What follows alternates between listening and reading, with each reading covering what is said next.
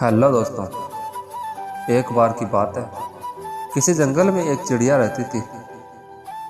वो चिड़िया बहुत परेशान थी क्योंकि बारिश का मौसम शुरू होने वाला था।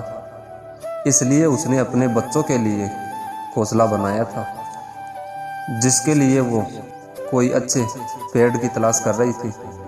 तो एक बार जब पेड़ की तलाश में जंगल से गुजर रही थी तो उसे नदी के किनारे पर दो पेड़ दिखाई देते हैं।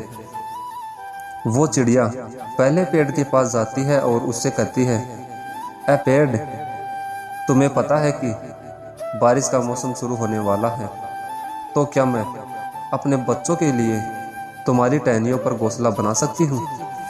चिड़िया की सारी बात सुनने के बाद पहला पेड़ उससे अपनी टहनियों पर घोंसला बनाने के लिए मना कर देता है।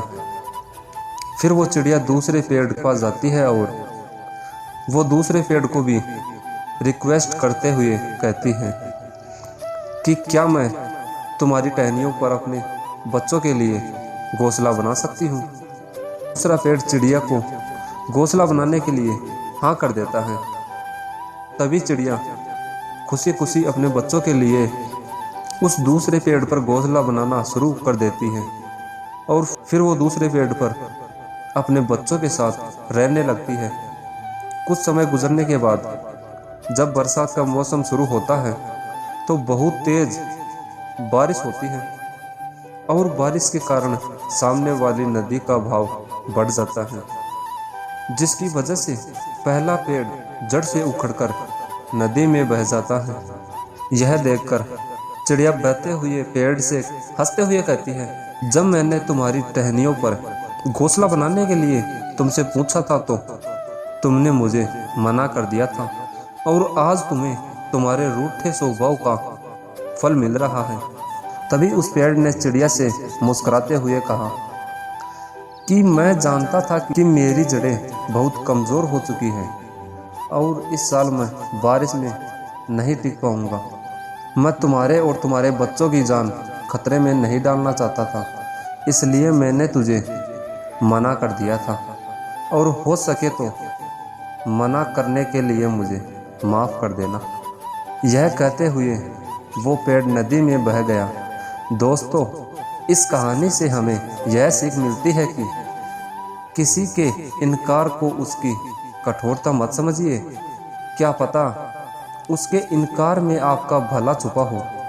जैसे कि हमारे पेरेंट्स हमें बहुत सी जगह जाने के लिए मना करते हैं, लेकिन आफ्टर ऑल वो हमारा ही भला चाहते हैं। इसलिए कौन किस परिस्थिति में है हम यह नहीं समझते, बस हम उसे बाहर से ही जज करना शुरू कर देते हैं। और वो कहते हैं ना, डोंट जज a book by its cover. किसी भी बुक को उसके कवर से जज मत कीजिए तब तक जब तक उसको पढ़ना शुरू ना करें।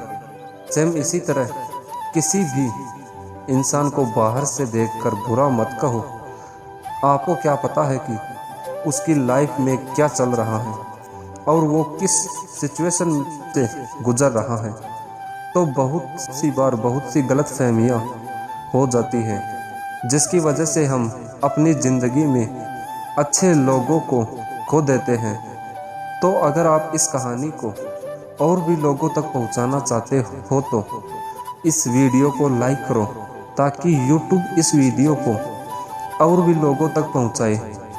अगर आपको कहानी अच्छी लगी हो तो चैनल को सब्सक्राइब ज़रूर कर लें। जय हिंद, वंदे मातरम।